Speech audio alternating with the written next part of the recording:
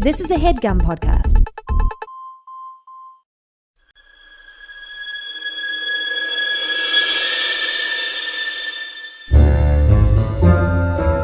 Oh, yeah. Welcome to A Funny Feeling Podcast. I'm Betsy Sidaro. And I'm Marcy Jarrow. This is a podcast where comedians tell us their paranormal experiences, and we listen to yours as well. Oh, yeah. And if you have one of these paranormal experiences that you want to share with us, please email it to us at funnyfeelingpod@gmail.com. Now get cozy. And prepare yourself to be scared silly. This is a Funny Feeling podcast.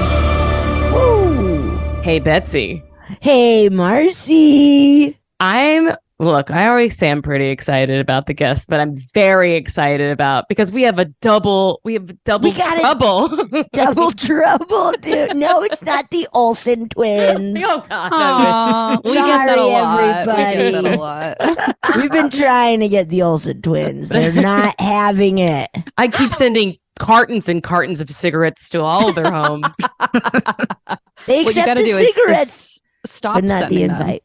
And then Oh, yes. they'll come back. You know what I mean? Come crawling back. Yes. When they get nicotine withdrawal. That's right. Exactly. That's right. Precisely. Yeah. I'm sure some of our listeners, or most of them, are recognizing the voices of these hosts from And That's Why We Drink. Welcome to A Funny Feeling, M. Schulz and Christine Schiefer. Yay!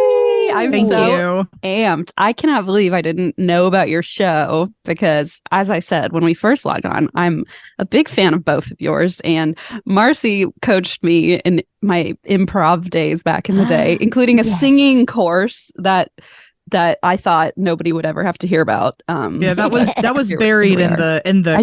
the lore of, and that's why we drink. I tried to bury it, yeah. But anyway, so I heard that you had a show, and I was so amped, and so I'm really excited to be here. So excited to have you. It's funny. That is the only time I taught musical improv because I was way out of my depth. I swear to God, I would never have known. Like, I assumed that was just your bread and butter. Like, you taught me what a bridge is in a song. To be fair, the bar for me was very low. I know nothing about music. That's pretty good. You taught me a few things. I must have been reading off a piece of paper because I don't Marcy, know. I did not know you did musical improv. You know, I used to tour with Baby Wants Candy as like an alternate, and then they had me audition for the main thing, and I didn't get it. I was like, wait, I have been touring with you. I don't know how people do that, so I was just impressed that you could sing it all. I mean, I can't sing even a note. I mean, I was so offended though. I was like, you literally have had me go on tour like at least 5 times, and then I wasn't good enough. That's very rude. Yeah, I agree. Anyway, fuck them. Wow, hot take. Hot take. Well, I still like it, but thank you both so much for being on the show. Like I said, I think our listeners probably know your podcast, but still tell everyone about it. And That's Why We Drink. Yeah. So, and that's why. By the way, also, hi, I'm Em. I've just been watching this whole time.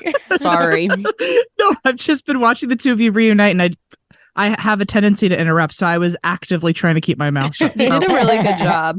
Thank you. I was like, let them have this. Okay. Now it's my moment. And That's Why We Drink is a true crime and paranormal podcast. I'm the paranormal side of things. Christine is the true crime side of things. And what's interesting is I'm part of a true crime podcast. I don't actually know anything about true crime, and Christine teaches me. While Christine doesn't know too much about the paranormal world, I teach her. So It's educational for everybody. Very That's also cool. That's what they say about our It's show. also for sure. very silly. Very silly. It's very fun. It's like I said, right up our alley here. Oh, yay. Yeah. We love a good spooky story. What's the big crime that you're like, I want to know who did it?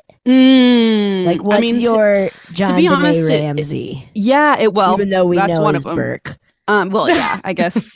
Wink. The brother Allegedly, wink. I say allegedly a lot nowadays. Like, I don't think the word has meaning anymore because I say it so often. I'm like, I don't think this counts for the lawyers, the amount I say it.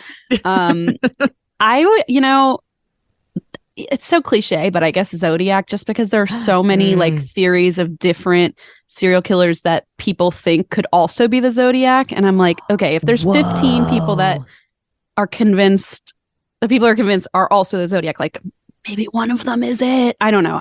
Yeah. That one kills me. Yeah. And then it was Golden State Killer, but then hello. We Figure that know one who out. it is. Nailed it. Piece of shit. Yeah. I don't know who I would want. I think I wanted it to be what's his name? Christine, the Summerton Man. Oh yes, the Summerton Man mystery. And That we is a spooky one. And we ended up figuring out who that guy was. Well, we figured out who the victim was, but it was this body that just kind of nobody knew where it he was came washed up from, on who a he was. beach, Yes, and all the I've tags were cut out of heard his of that. clothes. So there were so many theories, like was he a spy, like all this stuff. And they last year finally determined who he was, and he was just kind of just like an average Joe Yeah. on vacation or something. Man. But all these people thought he was like a Cold War spy and all But this. how badass is that though for your ghost, where you're like, oh, I thought true. I wasn't going to leave a legacy, and now I've had millions of people wondering who I am this whole time. There's whole podcasts and TV series dedicated to this guy. Like, Right. yeah, it's Wow. kind of Well, amazing. That's funny because it could just be that the person had like some tactile issues and didn't like Yeah. tags. Yeah, that's what Em said. Yeah. So that's so funny because I said on the podcast, like, and craziest of all the tags of his clothes were ripped out. And Em was like, I rip out all the tags of my clothes. And I was like, well, I guess that's not a cool fun fact anymore then. Yeah. I think it was a TikTok that I saw that was like, did you know that not everyone is aware of every part of their body at all times? And I was like, nuh-uh. You can't feel if a hair is on any part of your body at any time. They're lying to you, by the way. I don't know if you have to. That was fake news what you read. So you have to do your own research, don't you know? At this point, Everyone knows everything's touching them at Everything. all the time. Constant sensory overload. I do. I do too. But and when people have stuff on their mouth, I assume that's a choice. Yeah, Right. they're saving it for later. So you don't say anything. I don't think I've ever. I'm maybe it's not true. Christine would know because she sees me eat quite a lot. But I like to think I've never had a blip on my mouth because No. how do you live with that? I can feel it the whole time, and I just watch people chew, and I'm like, are you just letting it hang? What's the Yeah, vibe? maybe Like, just living their life, you know. yeah, You yeah. don't Saving think it. you've ever had a thing on your something on your mouth? Within seconds, I catch it like a little with my little chameleon tongue, just kind of, you know. Okay. Oh, Okay. So hot. You are changing colors as we Yeah. speak. Yeah, is where the did weirdest you thing. go? No. Are there any crimes that could be committed by ghosts? Do you Oh think? yeah, Em? now let's get real. Okay, we've kind of talked about this.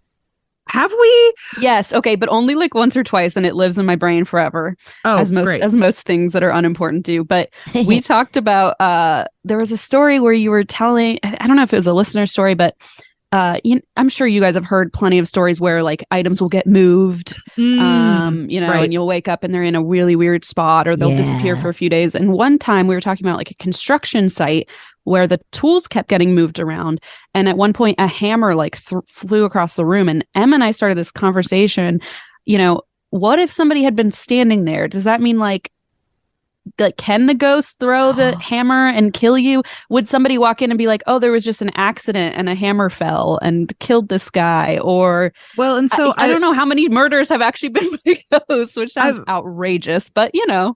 I've also seen Possible. a lot of videos of like just things in people's houses moving around, and a lot of times it's something really ominous like knives, and I'm like, well, if they can throw them out of your kitchen drawer, can they throw them into your stomach? Into your face? Right. Right. Yeah.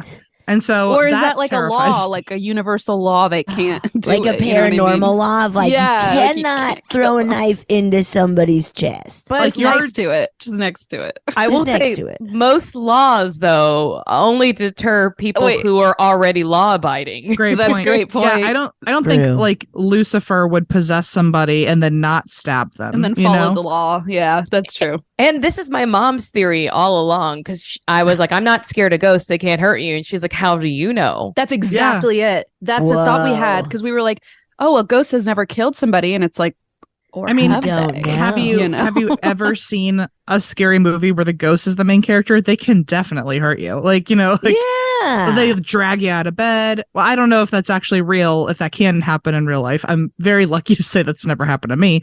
But if they can drag you around and throw things at you, I don't know how they couldn't commit crime. They can also shove you downstairs. Down the stairs. I was about to say. That people have worked for broken that bones. one dude who killed 2 of his wives. Yeah, or the owl. Staircase. Yeah. You know, that big owl that murdered people by accident. The owl, that got me so mad. The owl. I covered that recently. Oh, that's a doozy.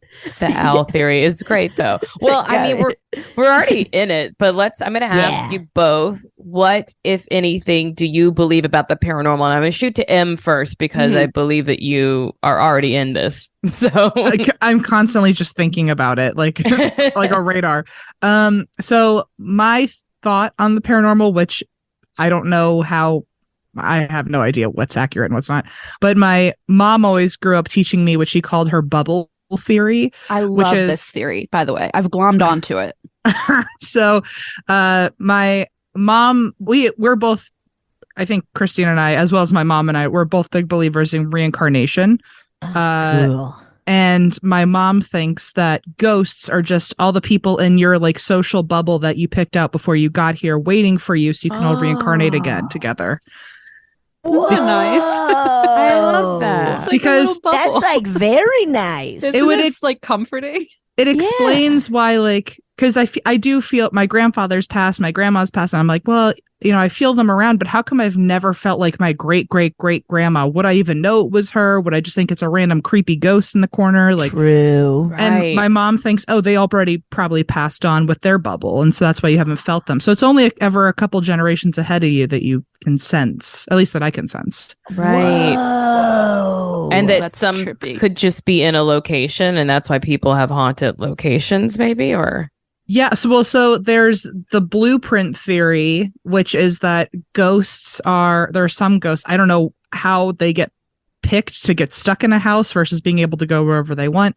But in the blueprint theory, there are ghosts that are trapped in the house and they're trapped in their old house layout. So if you ever did any construction on a house, one of the reasons they might be what seems like they're walking through a wall is because maybe there was a hallway there at one point when they were alive. Yeah. And so That they're is so cool when it happens on a ghost show and they like pull out the old blueprints and there was like a doorway there. Yes, a whole room or whatever. Terrifying. theoretically they're just trapped in a residual loop of their own memory versus what's actually going on, which is why they also probably, if it's the blueprint theory and they're stuck walking through their old doorway that doesn't exist anymore, they're also probably harmless to you because they don't even know what's going on. Yeah, I feel like that's more of like a residual energy type. I mean, in my personal theory about ghosts versus intellectual, and they which can is like respond they're to you aware and they're like interacting. I almost feel like there's just an element of like some people leave a trace of energy behind and it like replays. Mhm. Like apparently that's what I have at my house. Somebody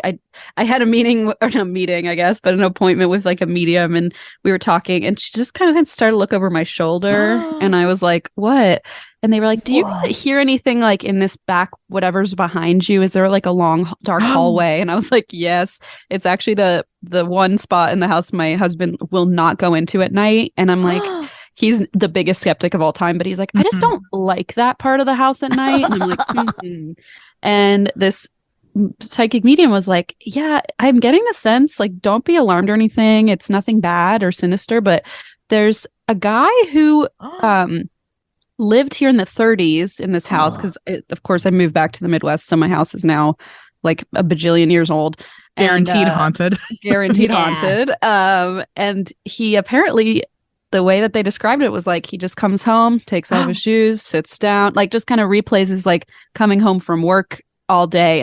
And so they said like maybe at night that's why you kind of get this weird sense like don't go over there because he's just coming home, going to his quarters. And I said, oh, do you get a name or anything? And they were like, well, I don't usually pick up names, but I am getting, a sense that there's an older man potentially named Harry. And then I went on newspapers.com and found out the family that lived here, and the guy who lived and died here through the 30s was named Harry. No joke. Dude. And I'm like, Harry obviously is a common name, but it still gave me a little bit of the creeps. So what's crazy is like if he's coming to your place place at night to kick off his shoes from work. During the day, is he still haunting his work? Is he going to work? Is he working for eternity? That's Oh God! And what if it's like, he's like, God, like a factory job or something? Well, let me look at what he did. I should like look. a Chuck E. He did. Cheese. He sold it. Chuck E. Cheese. He just has to like unclog all the skee ball machines all day. No, apparently he sold insurance, so that is almost worse probably than working. So he's in a haunting factory. a bunch of houses. Oh, he's probably making the rounds all day, every day. Yeah.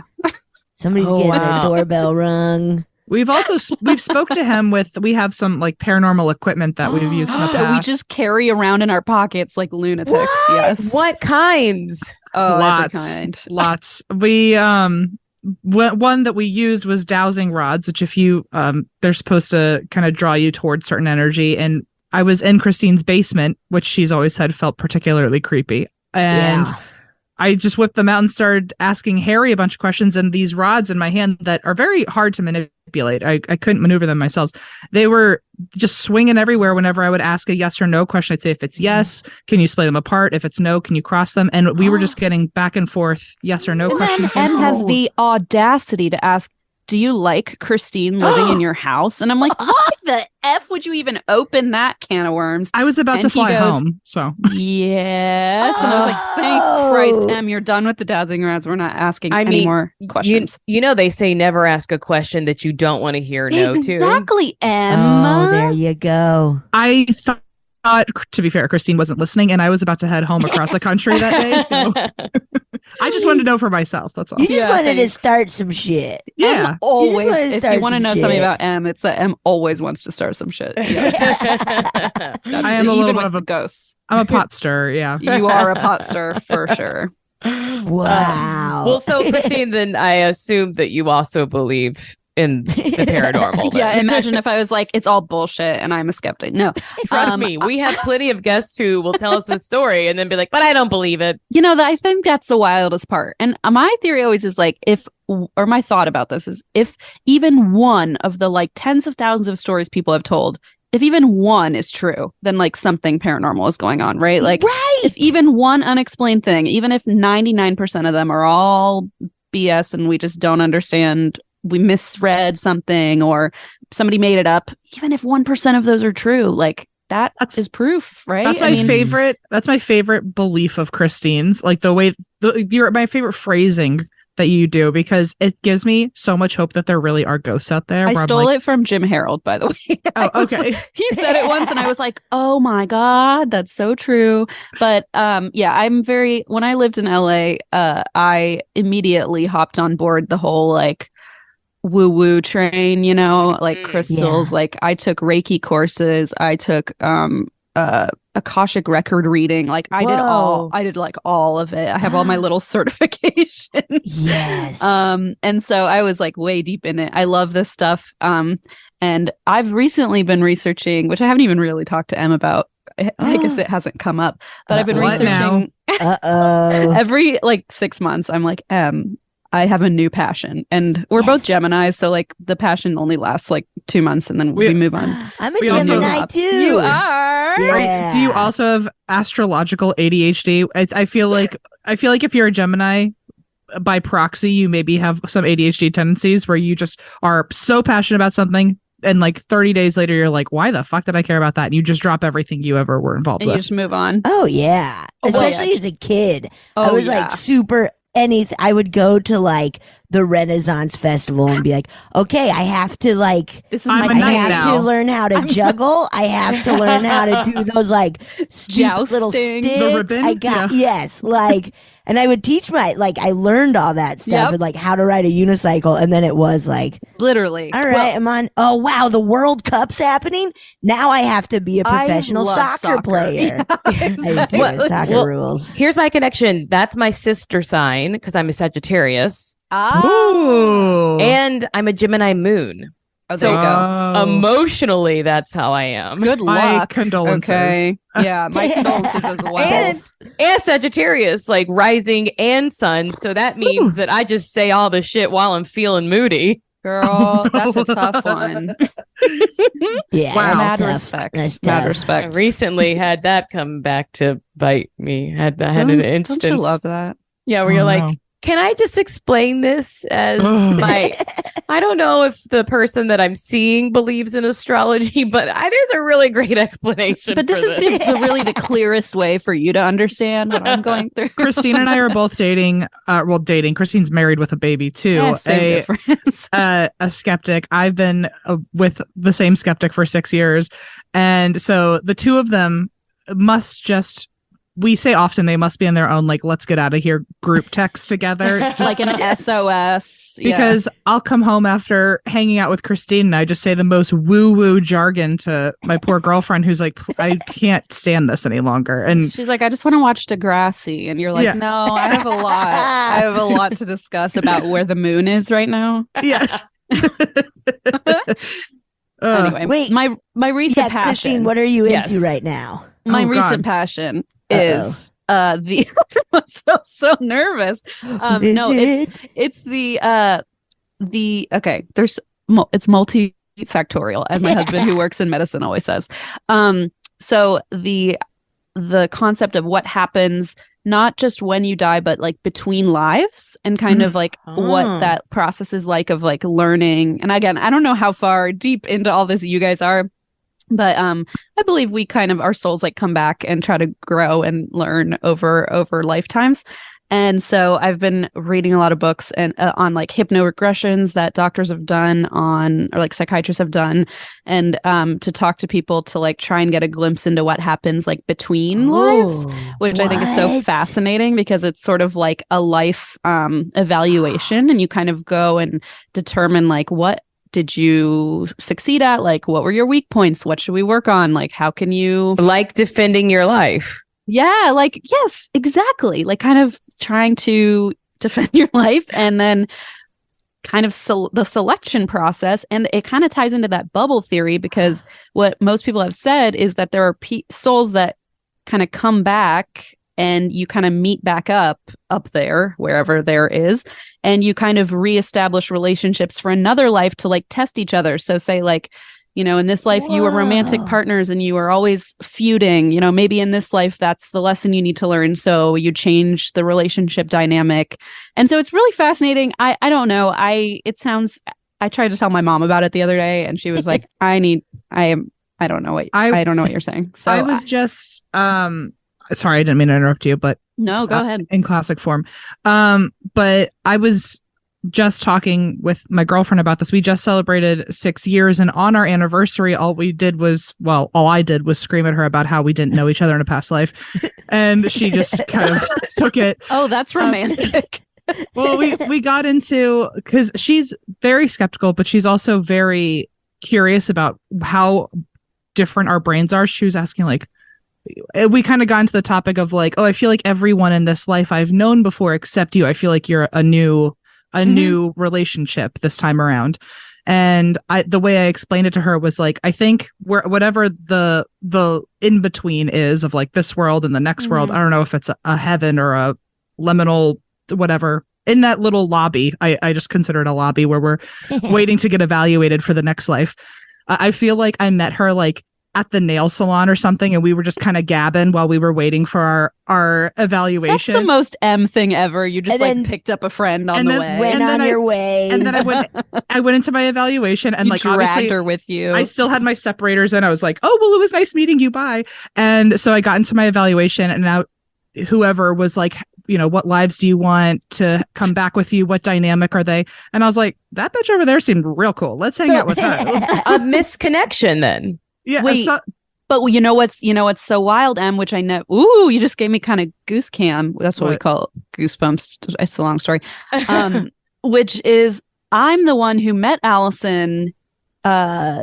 God, now 11, 12 years ago, we were college roommates and we were assigned to each other's room in college. And then we lost touch. And then like 10 years later, or well, not 10 years, 6 years later, Allison was like, oh, I'm visiting LA. And I was like, oh, well, my podcast co-host is coming over to record. Do you want to like meet them? Mhm. And Allison came over and like literally that day they were in love and whatever. So I'm like, I wonder, since Em and I have talked about maybe we had like, I don't know, some like sibling relationships in past lives or something. I'm like, maybe there was something there where I knew Al and like brought her Yeah. Whoa. Yeah. It's I don't know. That's wild. I'm not high enough for this, but you know, it does feel like spooky enough. It feels like I met her in the lobby, and maybe we actually both talked about you in the nail lobby up there. probably I was like, gossiped. oh my about God, me. you know her? I just did a whole life with her. What about you? And then I was like, you're kind of cool. Maybe we'll like see each other in the next one. And so I kind of maybe dragged her into this life with me because Interesting. that's the vibe I'm getting. At least we're way too new for each other, but I do feel like I really demanded our relationship into this world. So Well, what do you guys believe? Because I feel like we're just throwing our like cuckoo bananas stuff at you. That's what it's all about. aggressively. So I don't know. Do Yeah, you what even if we believe were like, in the You afterlife? sound crazy. Yeah, well, it wouldn't be You the don't first believe time. in any of that I shit believe on that this marriage is between a podcast. man and a woman, and Yeah. Welcome to a funny feeling.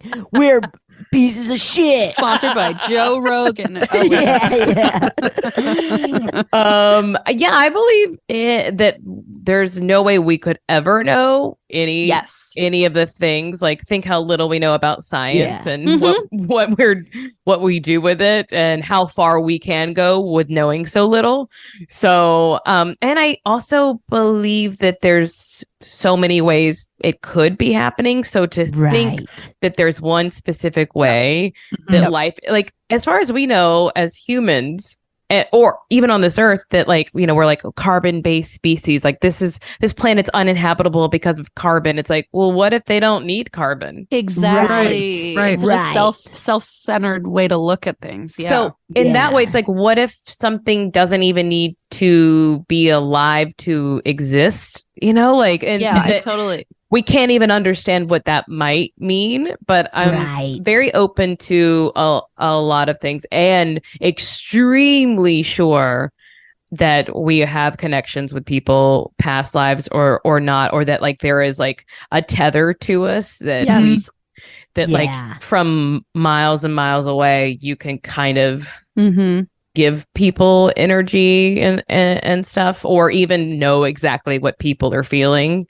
Yes. And yeah, so I don't know. And then, you know, aliens are here and they're like, what are they fucking doing?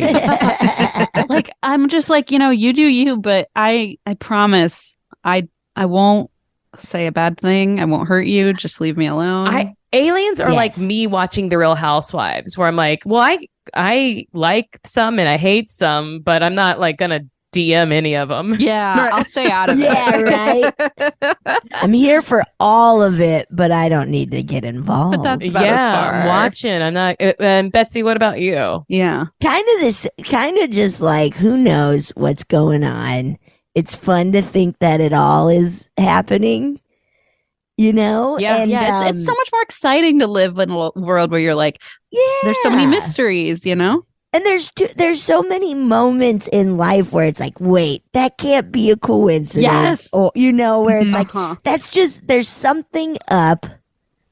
I don't know what, but it's fun. I feel like spooky. I feel like for the amount of people who have dedicated their lives to figure out what the purpose is and what the meaning of life is, and no one's been able to do it, maybe we're just not supposed to know. So like, I think that's it. I think we're supposed to just fucking live.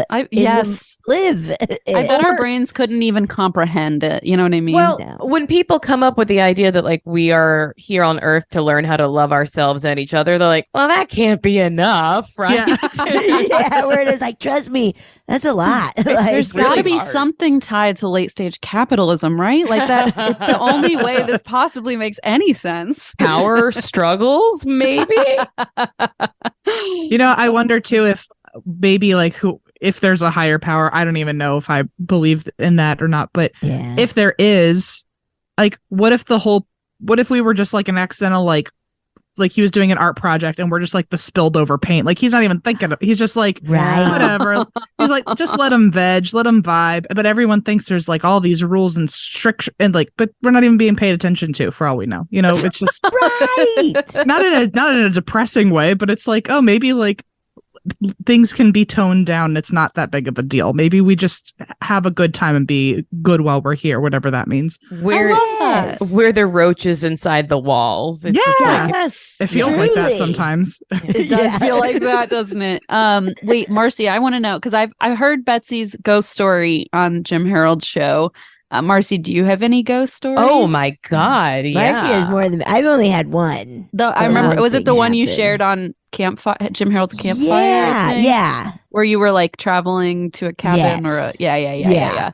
And I haven't caught up on your episodes, so I haven't heard all the juicy details of all your stories. But the short and sweet is, let's see, I lived on Beechwood Drive and I had an apartment that I woke up hearing a man speaking in Spanish at the foot of my bed. And then And then I moved out, and our friends John Millheiser and Nicole Byer moved in, and Nicole saw someone, and they both heard, like they heard clapping in another room. Our friend Steve house sat for them and had a bunch of weird shit happen. What happened with Steve? I wish I could remember. It was just like he was so afraid that he had to sleep with all the lights on, and then another friend lives there now, and he's I heard this. I think you talked about this on that episode too. And he was like the passing the haunted apartment from friend to friend. And he was like, I don't believe in it, but my roommate sees shadow people,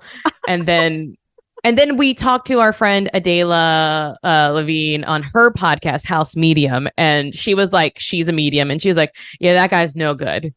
Like, she was like, some bad shit went down in that place. Now, do you speak Spanish? Did you understand what he was? Did he sound angry, or do you just not remember? Because I said, shut up. Like, I was sort of like, I like didn't think, my initial reaction to all my haunted experiences are, this is not haunted. This is not paranormal, right? I think, I don't know, like, I just think something else is going on. So I was kind of paralyzed to sleep. I go, shut up. And then I was like, and then I knew, I was like, I was suddenly so awake because I was like, he's fucking mad. And I knew exactly what it was in and you were like, room. I meant cállate. He sounded like he shut up, so that's a good sign. And then he turned my phone off the next night, and I was that's right, I did hear that. That's not good. And then in this place, I've had roommates say that they've seen like kind of these like shadow creatures hanging over them while they slept. What? And you lived there? And you stayed? What? Literally in this space. I think it's something that's just sort of trying to mess with people and not actually so malevolent, but like what a silly prank. What a silly prank. Well, I also believe that like they feed off energy sometimes. It's like a little bit like, ooh, I got some like I got some a little like boost. Yeah, like in Monsters Inc. Or Monsters Inc. Yes. Isn't All Real Monsters like that too? Or I don't remember anymore. I remember being too scared of All Real Monsters to even watch it. Me too. I'm such a baby. Like that and Are You Afraid of the Dark? I was such a chicken. Love Are You Afraid of the Dark? So good.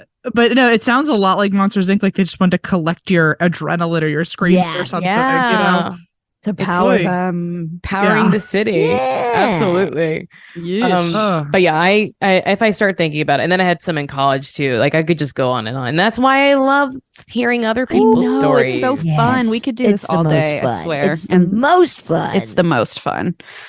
Em, do you have any experiences personally, or are you waiting for yours? No, Em, tell us your stories. Yeah. Well, I have a lot. I was able when I was younger to see things. I can't see things now, which I'm I'm grateful now. I can't see anything. I would not want that gift. Yeah, Em is more in the camp now. Like we always joke about it. Like when we go because we sometimes do overnight investigations, like at haunted houses, and Em is the first to be like, I'm leaving, like I'm out. Like we'll hear one noise, and meanwhile I'm over here the true crime side, and I'm like, Em, sit down. like, we need to ask the machine, blah, blah, blah. But M's the first one to Scooby-Doo on out of any haunted location. Well, so I was a ghost hunter in college. That was my college job, which was like a really great college job. Your college job? Yeah. Was a ghost hunter? Yes. Which at 7 was the first time.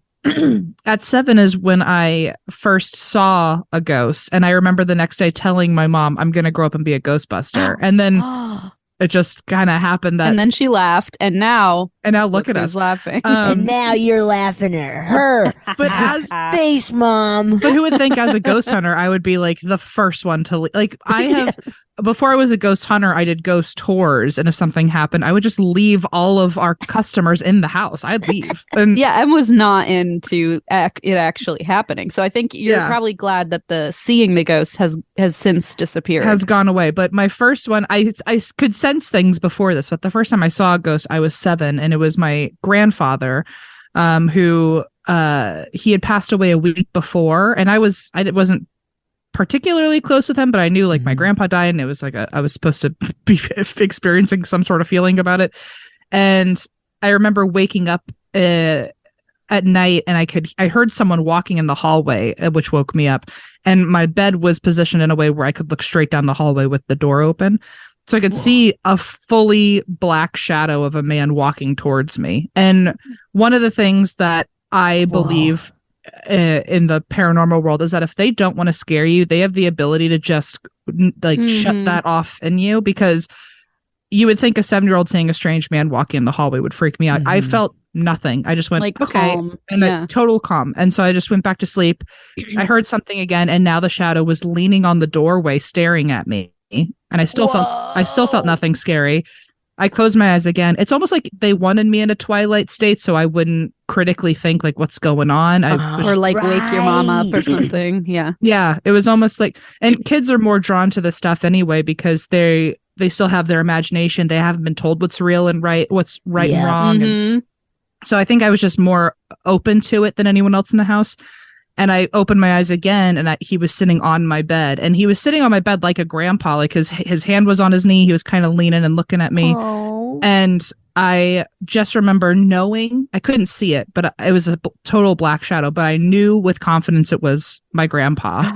Whoa. And I woke up the next day, and my mom said I was acting really weird. I was saying like a vocabulary. I was saying words I couldn't have known at 7 years old. She remembers the aftermath where I was acting really odd, and I was like, I'm going to be a Ghostbuster one day. And so anyway, that's so cute. And then I've always wanted him to come back or see him again. And the only time I've ever seen him since was he came to me in a dream after I graduated college. And I guess the one thing he always wanted was for his grandkids to go to college. So so I've only seen him twice, but nowadays it's more like feelings. Like in this apartment, I know that there's something in my closet that stares at me every now and then. Yeah, that's super a different casual feeling. Yeah. That one feels a little dark, but it also feels like it can't really do anything, so it just stares, and that's like the best it's got. So what? Knock on wood. It was validating back when I was doing my Akashic record stuff, because I'm in a weird place with that, where like I was really into it, and now I don't know, I get very in my head, and I like convince myself I'm making it all up. But I did a reading for M at one point, and I said, I was like describing a man, and I said, he came up and said like, I'm proud of you, kid, and tapped your shoulder or something. I don't remember the specifics. And then Em was like, I don't know. I guess the way that I described it, Em was like, oh my God, he called me. He always said, I'm proud of you, kid, or whatever the phrase was. And I was like, oh, good. So he's still here. Yeah. Whoa. Christine doing Akashic Records. I don't know enough about it to know if it's like legit or not, but I do know when Christine does it, it's creepy accurate. It's very weird. I just am so like stage fright about it. I'm like, I don't know. The second I do it, I'm like, I feel like maybe I'm just making it all up. But we've had some cool experiences with it. Maybe I'll keep practicing. What is it? Yeah, that's a great question. When I first started doing it, everybody was like, what is that? And everybody I talked to in the kind of spiritual world was like, why is that the first thing you're doing? And I was like, I don't know, because apparently it's something like kind of obscure. But the Akashic records are basically, the way they describe it is it's like a library of all the information ever, anywhere ever. So it's sort of like a plane of existence where you can access like past, present, future. Like it's all in, I don't know, some sort of plane. And they describe it as like for humans, the way we can comprehend it is sort of as like an unending library. And so the idea is you kind of go into like a little meditative trance and you know, say this mantra and specifically about the person you're reading. And you ask their like loved ones, their guides, their masters, their teachers to step forward. And you kind of have this sort of alternate awareness and communicate with them and then like relay the information back. So it's almost like I'm being a medium. So I know some mediums like use that space to like pull information. Yeah. I'm like way amateur, so I don't really know, but I've done it, and it's hard because for me, I immediately I'm like too skeptical really to like say, oh, I know this is all real and I'm doing it. But sometimes there were some weird pulls that I got that were a little bit jarring. So I don't know, maybe I'll practice it more. It's very woo-woo, but you know, that's who I am. So wow. I like to think that's just the end of like you pitching yourself anywhere. Just so like anyway, in, like, that's me in a boardroom or something. That's like when I hit the elevator alarm button and you're stuck with me and I have 25 minutes to give you my elevator pitch. Yeah. Christine, what's your what do you think is the scariest thing that's happened to you in the paranormal world? Oh my. Ooh, doing our jobs for us. Yeah, I was just realizing. I don't think I know the answer. You know, it's so to funny. this. We never talk about these things really, at least on the podcast, because we're always like come prepared with a story, so it doesn't usually come up. So it's fun when we get to burst into other people's shows and talk about ourselves. The scariest thing, Em, that's a great question. I mean, Is it nothing? You seem fearless. Pretty. Whenever we've gone on our ghost hunts, Christine is like just the opposite of me. I'm just ready to run. So there was a ghost hunt we did recently, and I will say it was probably the most like my adrenaline has probably shot up higher in that moment than any time ever.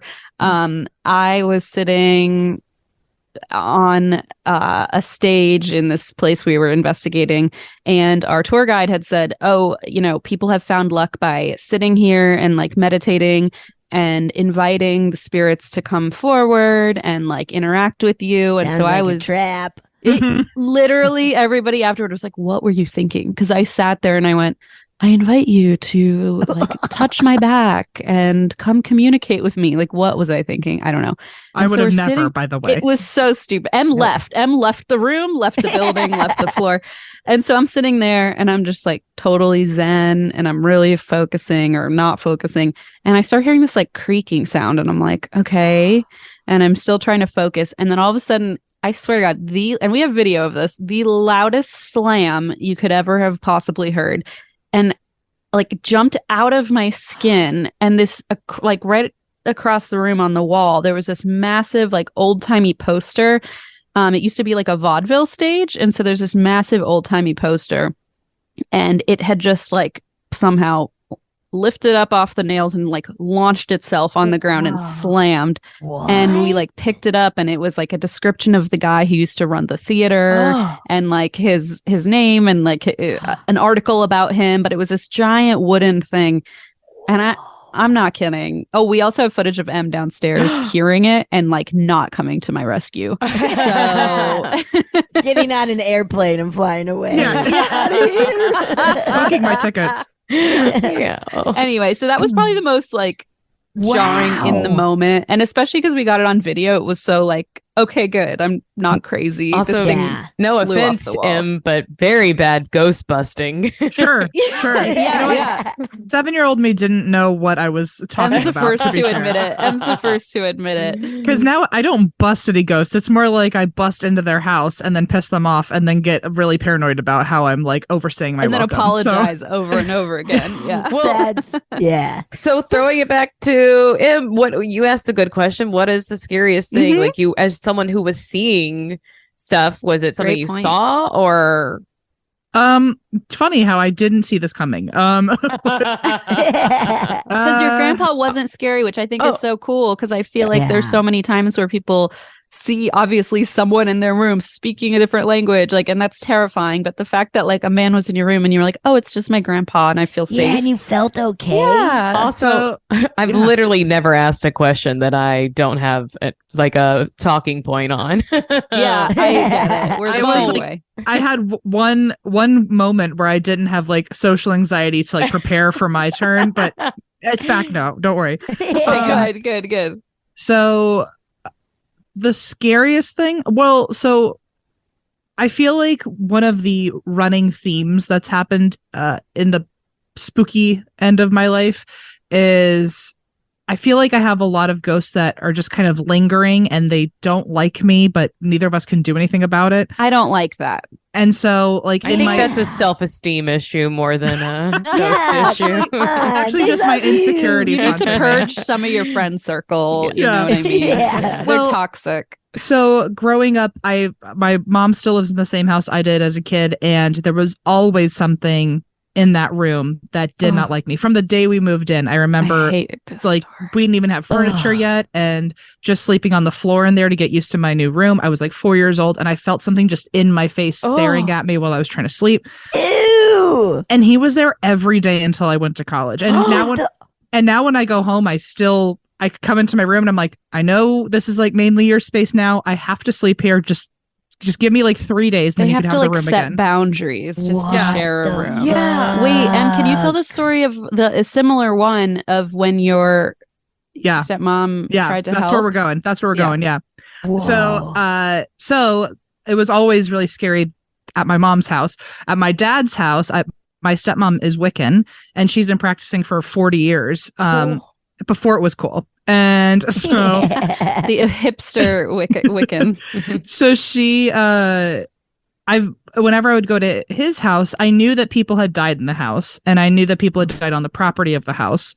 And I remember just always sleeping in this one room, and I had the same feeling of something staring at me, but it was so much more intense and so much darker that I would sleep with like the blanket over me all night long. I'd just be staring at my phone. I was never raised religious, but like in those moments I would like pray. I felt like really scared that if Em is Jewish and literally says the Lord's Prayer more than I, as a former Catholic, have ever said. Fucking say it on the podcast sometimes that I'm like, look, I don't know why, but that stuff kind of works on these Somehow things. It feels effective, right? It feels effective. Whoever is going to get me out of this, I believe in you. I don't care which deity it is, but if you can knock this out of my life, let's handle it. I get it. Also, I think I don't know a lot about, but the first Testament, right? That's what it's called. The First Testament, the first Old Testament. Oh, that's it. That's the one. I was like, yes, but there's I know. that's where the angels are, and probably but that's where the angels are and stuff, right? So all the crazy shit happens in that one. Yeah. All I know is if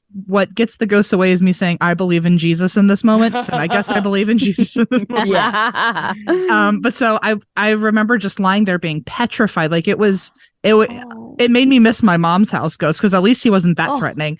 But this was really aggressive. And I always thought if I like looked up out of the blanket in the middle of the night, I would just see like a dark black cloud swirling around me or something. Oh my God. And so I ended up telling my stepmom about this, and I guess she just like knew the perfect potion, and she was like, I'm not going to tell you what I'm doing because I don't want to like, give you any bias, but just tell me how you feel tomorrow. And so she did something. I went to bed. My bed felt completely clear, but in the window, I felt I don't know how else to describe it, but as if I could see it clearly. I felt like someone was pressed against the window trying to get in and like banging on the window and like hating me from afar. Like I had to close the windows just so maybe it wouldn't look at me, but I felt like it was staring at me all night. And I told my stepmom the next day and she said, "Oh, I blessed the house, but I didn't bless the perimeter of the house." And so, oh my God, that little bastard ghost. So then, get out of here, man. Like, get the hint, bro. So then I ended up, she ended up blessing a perimeter of the house. So at night, if I could feel it, it was very far away. It was like out by the woods. It was trying to like scream at me. That's scarier for some reason. I was going to say somehow it's worse that it's like trying to get in now. Yes. Oh my God. It's like the story my great aunt used to tell me of smoke, smoke, smoke. What's that? It's smoke, smoke, smoke. It's an old woman sitting on her porch alone in the woods saying, "Who's going to sleep with me on this dark and cold, dark, lonesome night?" And then a voice from the woods says, "I do." And then it gets closer and closer and closer until you scream in a child's face and they cry. What a fun bonding moment. Our with your parents had great-grandma. so much trauma. It's crazy. So it's out in so we have it out in the woods. It's out in the woods. And I never knew what it looked like. It always felt like it was a man. And apparently there were also, because when I was younger there, I would always see these, like this little girl with like in a blue dress. Oh. And she was much more sinister because I never felt scared around her, but I think she like maybe had something dark with her. About her. I don't think I know about her. That's nasty. Oh, so she was I think maybe she meant well. Maybe she was scared of the man that, was also a ghost around here. And maybe she was trying to like approach me to be away from that person or something. But it felt like if she followed me around, bad things happened. Oh, no, fuck her. I don't like her. I used to see her Beat as the a little shit out of that kid. Yeah, Bully that little girl. You stupid little girl. I used to see her as a little kid. And then one day I couldn't see her anymore. And then my stepsister had kids, and when they were toddlers, they would point out the window and say, "Look at the little girl in the blue dress." I'd fucking chills. I had so many chills. I can't do this.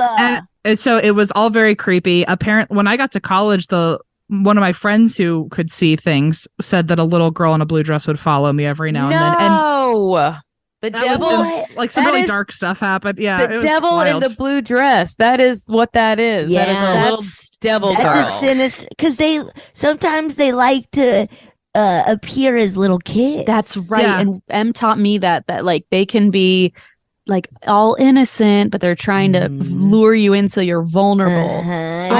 Get inside your What body. freaks me out is that so my stepmom got them out of the house and off the property, and then I went to college. They could have just hopped in the car and drove home with me because I wasn't on the property anymore. Yeah.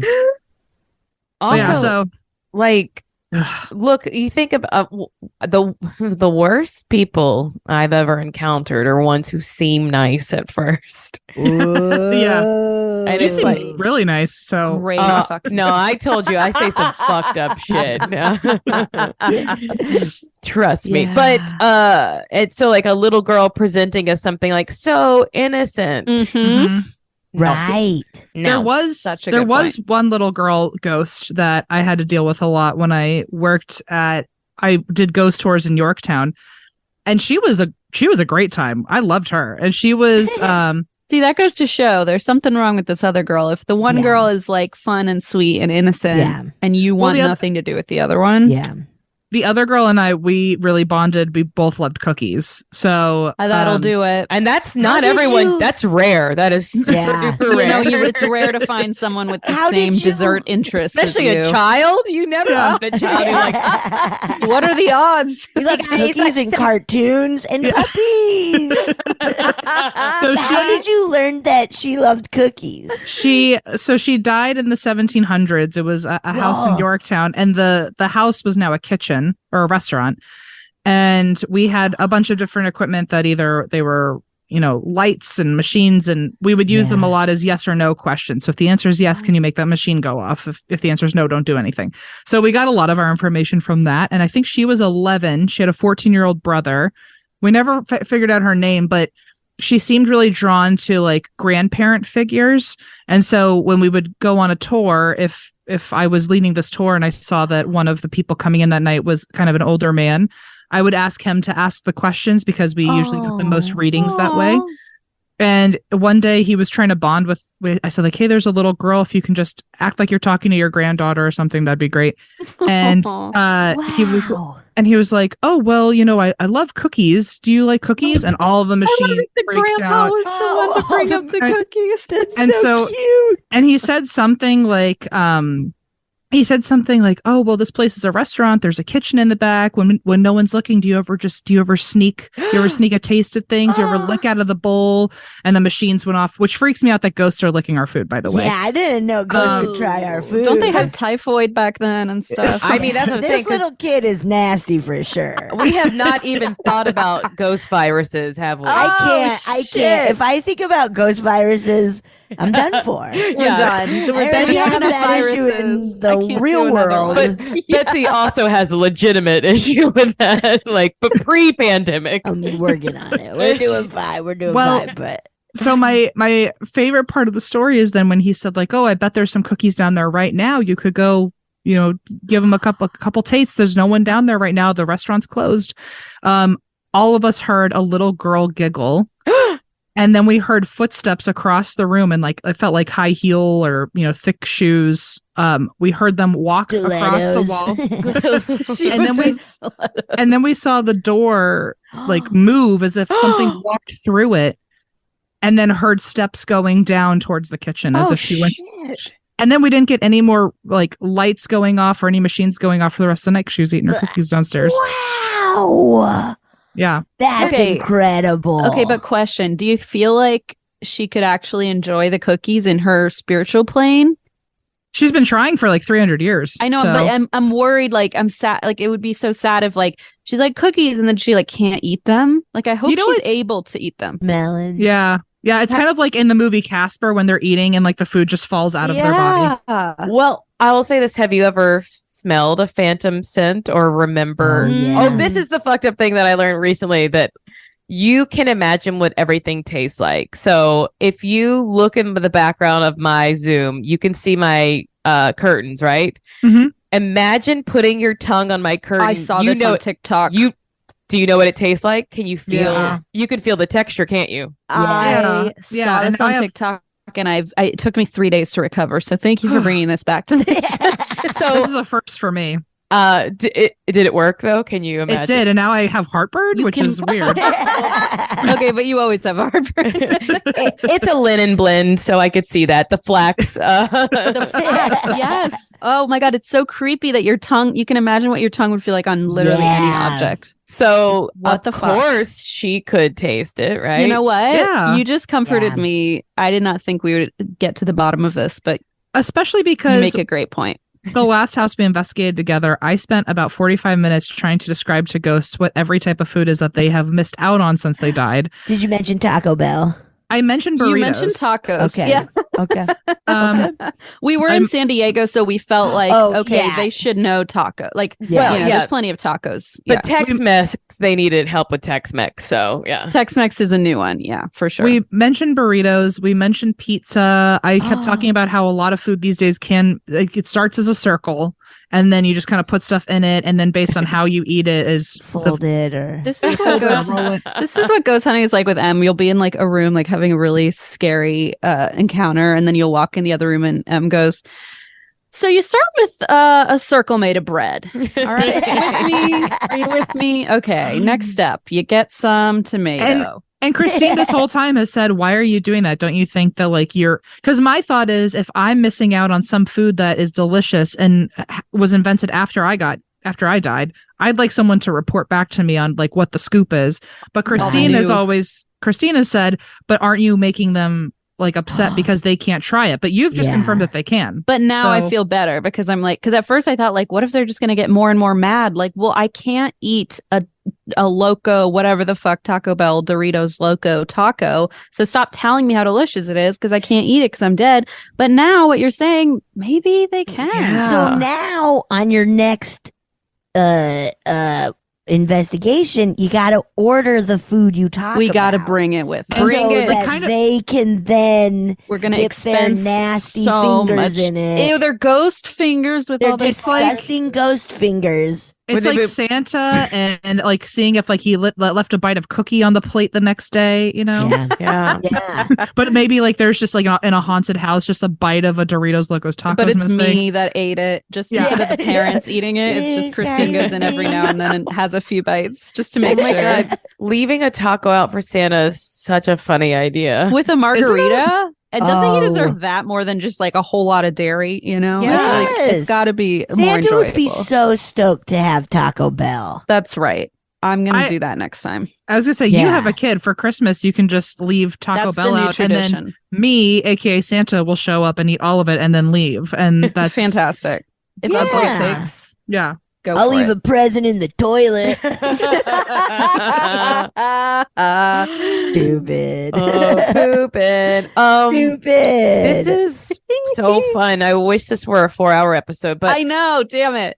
we're not even scratching the surface. I had a thought yesterday. I was like, what if this is a 2-parter? But It could be. Let's do that. I don't know how much time everyone has, but Listen, I've got enough. We No. have enough. If it's for work, which like I say For work work. because of course it is work, but it's like fun work. yeah. Yeah. I can make time for it anytime. So Me too. Well, what if I play a listener story? yes, right let's do Yes. it. Let's do it. Okay. Yes.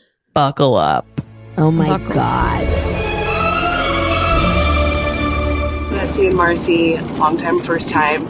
I have a couple of stories to share, but I really want to share this one because it is fresh on my mind while I'm driving to work, and it literally just happened to me because I went to drop my kids off at my grandparents' house, who live outside of city limits, and the road that I take to get back into town is actually part of the original Trail of Tears.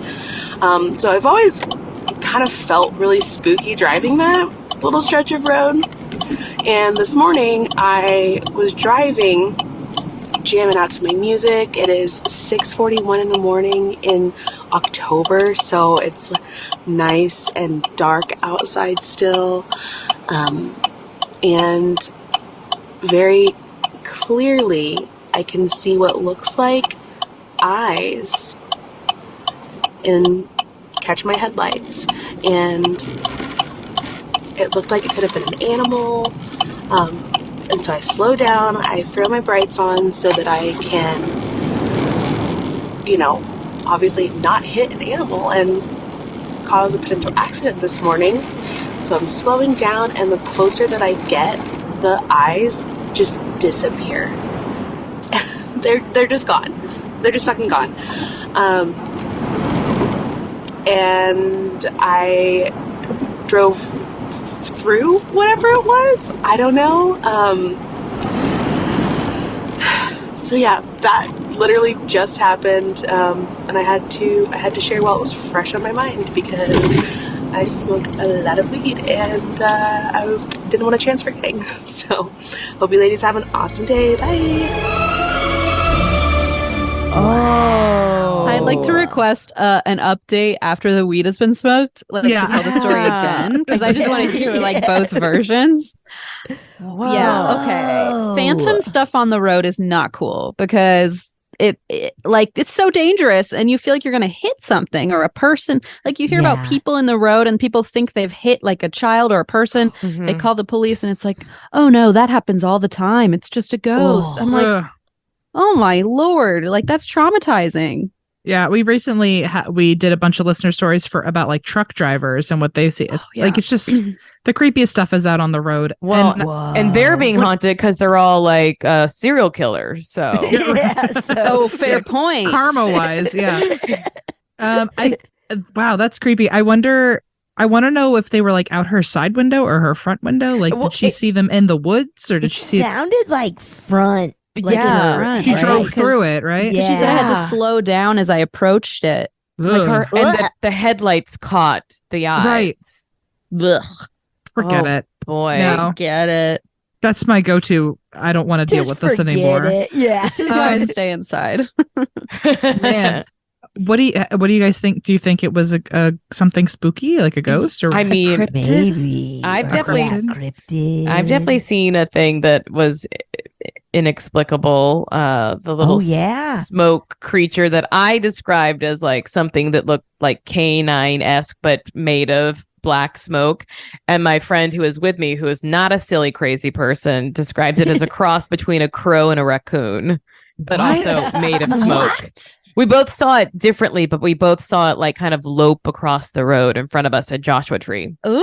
Oh, Isn't that nasty? Also out there in the desert, like shit gets weird out there. It's weird. And my other friend is a Native American, and she started looking up like with the tribes that were there, and she was just like trying to see like if there was any like quick search of like folklore stuff. But like we didn't get a.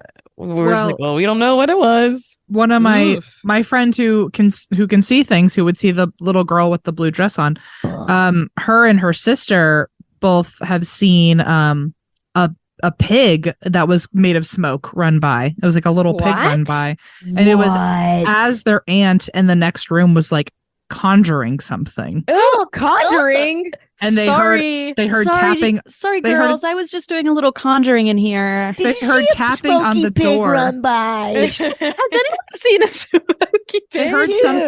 They heard something running into the door over and over again, like a dog, like trying to open the door or something. A pig. And so they looked out the window, and it was like a very small pig made entirely of smoke with glowing red eyes run past the window. Oh my God. Hello? We've heard of hellhounds before, but never a hell pig. Hell hog.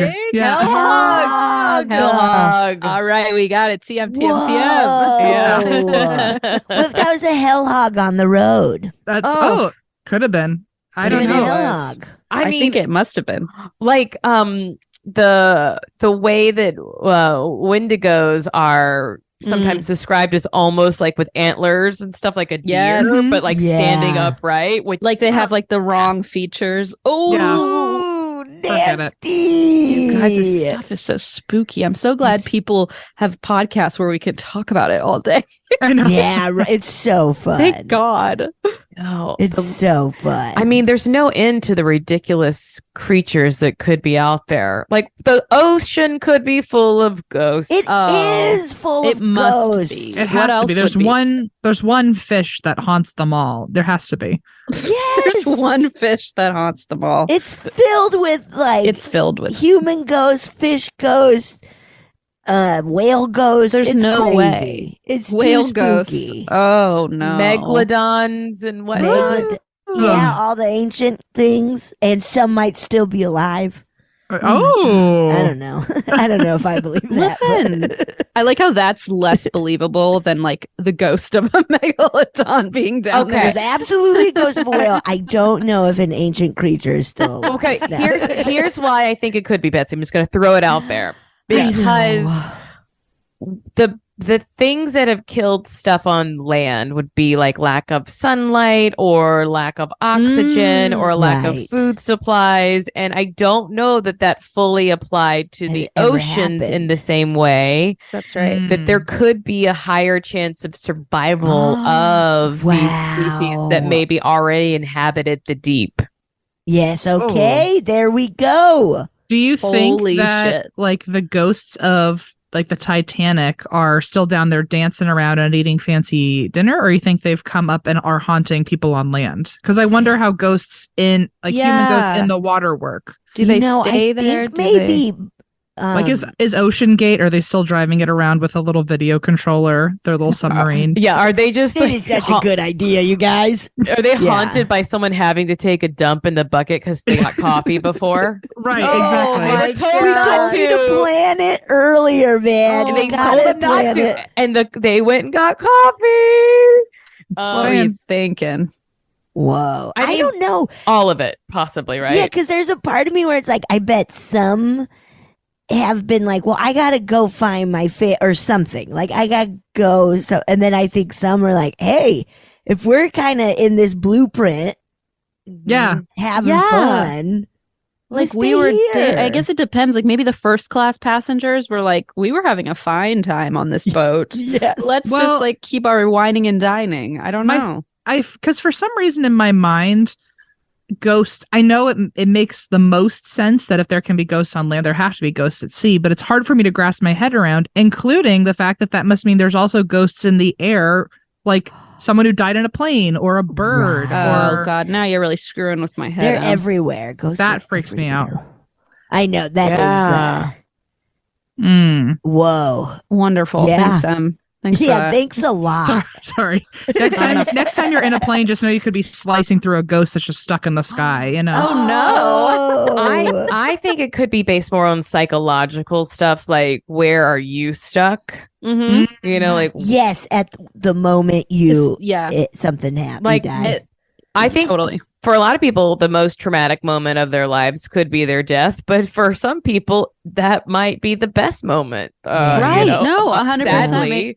If it was like a peaceful death, and maybe like there's some unfinished something, and they're stuck in that instead of like the specific spot where they died. That's why I always think of like cemeteries. Like I grew up kind of on a cemetery. I love cemeteries. I think they're really peaceful, and I don't know. I just always have loved a cemetery. I was that weird girl in high school. Now it's more acceptable, but I just always thought like I don't think they're necessarily that haunted, because I don't think the ghosts are just like hanging out at their gravestones, right? Like why would they be? Like I think they're probably out and about. I do have a very sad reason why. Oh, tell me. If you were to see a ghost in a cemetery, it might be because it's still looking for someone that died. And It's going to visit them. Hadn't which thought is about it. So tragically sad Hadn't that thought even about in it. death, you could be like Wow. missing someone. So you're not even necessarily buried there. You're just there seeking a loved one. Yeah, who is?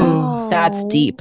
Which Layers. is That's lots of also layers. scary, because you would think if you're both dead, you could just be ghosts up there together. That's why I'm Right? saying it's psychological. Yeah. No, that Yeah. totally makes Well, sense. in my little hyperfixation I've recently had about like the in between, people have done hypnoregressions and talked about like how they ended their previous life, and apparently it happened. Like hundreds of people have said the same kind of version of events, that you're sort of drawn away, like you kind of linger for a little while after your body dies, and you're kind of taken out of your body, and you're meant to go on, but some people like fight against moving on and like Yes. stay, and then require like assistance to move on. So I think sometimes, and they said that happens especially in a really shocking traumatic death where you're like totally Of course. discombobulated and you're like, Yeah. I don't know what just happened.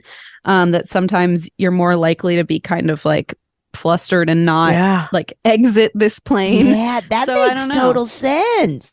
Yeah, that is, which is also sad, you know. But There was do you watch Paranormal Caught on Camera? yes. I watch love every that show. paranormal show. I'm obsessed like a sicko. I love that show so much. It's so And good. There's one that I remember where it's, I think, like a traffic cam or something, and this like clear, like see-through human is like crossing the road, and then a big light shines, and then they like disappear, and Ooh. everybody who watches it, they're like, "Oh, that must have been like Them they crossing finally over. are like crossing over." That's It's beautiful. wild. It was cool. I don't think I've seen that one. I gotta get back on it. Discovery I think Plus. it's volume 738. I've watched every episode of volume 738. I was going to ask if you watched them all. Have you watched Conjuring Kesha? Oh, No, you I know what? have We not. haven't, I have and I not feel yet. like I gotta we've try been. Have you? I love it. It's great. Is It it made me good? love. I mean, I never had bad feelings about Kesha, but it made Because me I like like her. Kesha. Yeah, I feel Yeah. like I need to check it out.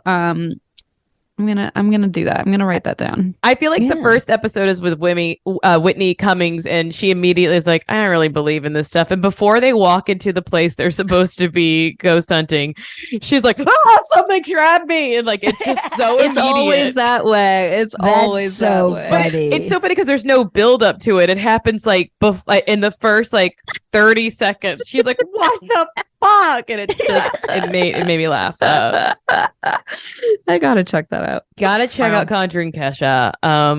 Gosh, I want to do this forever. I love know. you guys. Yeah, this rules. It was This a great time. Fun. Can we do it again? We'll have you back on. Yeah. We always say we're going to go ghost hunting, but if you find yourself in LA and you want to, we would love to. I would love to jump aboard. Listen, I'm always finding myself in LA because that's where all my other shit, all my work shit is there. So Where in LA are you guys? Well, Phyllis and East Hollywood. Yeah. Oh, perfect. Okay, cool. Yeah. It's all up to Christine apparently, because I'm right here with a bunch of ghost equipment. So Em has the let's closet go. full, ready to go. it's And, right there. It's I have my own. When I moved into this room, I have a whole ghost lab. So Well, Very and exciting. Betsy has a shitty app that we can break up. I have a really great app. I got it love for the free, apps. so there will be ads that God. will be scarier than anything that's happening. the Is it jump called the scare. Paranormal Puck? Called Ghost Hunter. Yes, Ghost I have Hunter? that. I have Yeah. that. I have Yeah. all the EVP ones, or where it's supposed to do like a spirit box session. Yeah. Best. This one says words. This one says Yes. words. Yes. See if your house is haunted right now. Oh Does my it say god. Right now it's looking pretty chill. Okay, That's thank Okay, God. probably But good. moving a little bit, is there anybody in my office? Ooh, Which one is no. it called? something- Is it if Ghost Radar? Wait, Uh-oh, so- there's an- Oh, that's an ad. That's an Oh. ad. Wow, See, that the was a ads real are jump scarier scare. than the I thing. told you they're scarier. This That one one is got me. called Ghost Hunting Tools. App or Tools. Ghost Hunting Yeah, Tools. I have that one as well. Yeah, it's you know. Oh God. Maybe know. I'll see if Harry's here and I don't know, see what he wants. Yeah, see if Harry's That's probably a here. terrible idea. I'm waiting because my daughter is starting to talk now, and I'm just waiting for the day she's like, "Oh, my friend over there," or Yeah, where she's taking she's a bath like, and she "I was points, playing all with those Harry." stories. Ooh. Yeah, or she some old timey name like Lionel and I just Ugh. spent. I Oh, don't know. there's a Lazarus in Christine's house. we There's did a a little Ouija kid named board. Lazarus. And we found A out there's a little 4-year-old Lazarus? named Lazarus, and we were I'm- like, You did Ouija board? In your home? That's Okay. This is wild. it was, to be fair, Take it away, Em Christine. Em tried so hard not to, and I'm just very convincing because Em has said I'll never do a Ouija board, and I've gotten Em to do a Ouija board like 16 times. I've so. said I'll never do a Ouija board in my home, which to this day I have stuck It has by. not happened. But It's when always Christine's in like, mine. we'll do it in my home, and then you can fly away across the country. I'm like, fine, I'll do it, I guess. So Whoa. Lazarus? I don't like that name. I don't like that Oh. name. I don't That's like the that name one of that bit. zombie. And the Yeah, that wildest zombie part, in the Bible, right? That zombie guy. that's right. He rose Yeah. from the dead. Rose from the Uh-huh. dead, dude. Can I tell you also, the weirdest part is he was spelling it wrong. Oh, I got a cool new ghost hunting app. oh god, What's that Oh. one? I'm gonna I be don't haunted by know. screenshots from this. I don't know, but he spelled his name wrong, and we were like, "That's not how you spell Lazarus." So then I was like, "Oh my gosh, how old are you?" And he said 4, and we were like, "He doesn't know how to spell his name." Oh. That's how Anyway. they Don't get name you. a That's kid a trick. Lazarus. Yeah, that's how those Nobody knows demonic how to spell it. liars. That's a trick. get you. I know. You know who else doesn't know how to spell the big demons down there? Probably they don't care about English. They don't Well, Yeah. their names are care. crazy down there. Those demons, Beelzebub, and all that nonsense. So Mm. Beelzebub.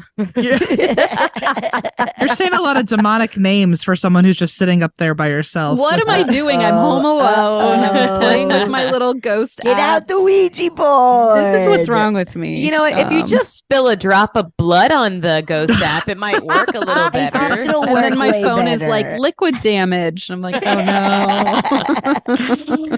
Oh man, this has been so fun. I love you guys. Thank you for Thank you having for having us. us. Thank This you is like so a dream. much. I can't We'll have believe you on again. We'll I have would you love on to. I again. can't believe we didn't know that you had I a know. show. I'm so amped about it. I'm going to binge the whole thing. Yeah. So thank you for Ooh. having us. Again, I'm sure our listeners know you already, but tell everyone where to find y'all. Yeah, so we're called And That's Why We Drink. You can find us on any podcatcher. We're also on social media, ATWWD Podcast. And you can find our tour dates at andthat'swhywedrink.com. And we are XTeen Schiefer on Instagram, and M is the M Schulz. And Did I we get- have a book that A we wrote. book, right. Oh we wrote a book. yeah. Sorry, I always Yes. forget. Where is it? You're so busy you forgot Oh, you here wrote a it book? is. Yeah. It's called A Haunted Road Atlas, and Yeah. it's if you want to go on a spooky road trip. Cool. It has It's all got- the local spots with local haunted hotels and haunted bars and Great. yeah, so it's fun, you know? It's That got is a bunch of like Awesome. weird places to go if you're into like odd roadside attractions and selfie museums and things like that. So it's just a compendium of weird things to Spooky do on your spots. road trip. And each city has Awesome. a true crime story and a ghost story. So Very find it wherever cool. fine books are sold. A haunted road atlas. I'm writing it down right now. Yeah, I'm getting that. No, we'll send you one. Don't buy one. No, I'll buy one. We'll support Skylight We Books. gotta support. I was gonna say we tried to because like I mean I don't know if you remember exactly where I lived, but I was on like Vermont, like right there across from Skylight, and I tried so desperately to get our book signing at Skylight, but they were booked out. So we I forget we I don't think we did. Did we do one in LA? I don't remember, but Well, yeah, I don't remember. You can remember always being like Come full back in circle. October. I might, and we can all go ghost hunting. Woo! Woo! We got it. Oh, Well, make thank it you so much, happen. everyone. Thank you. This is so Thank fun. you. All right, you guys have a good one. You too. Bye, guys.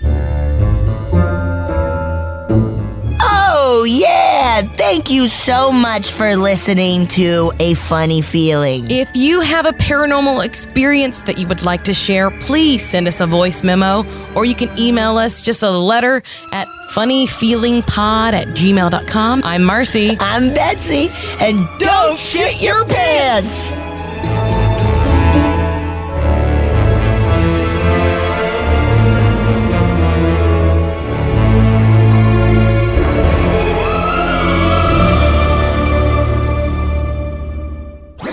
That was a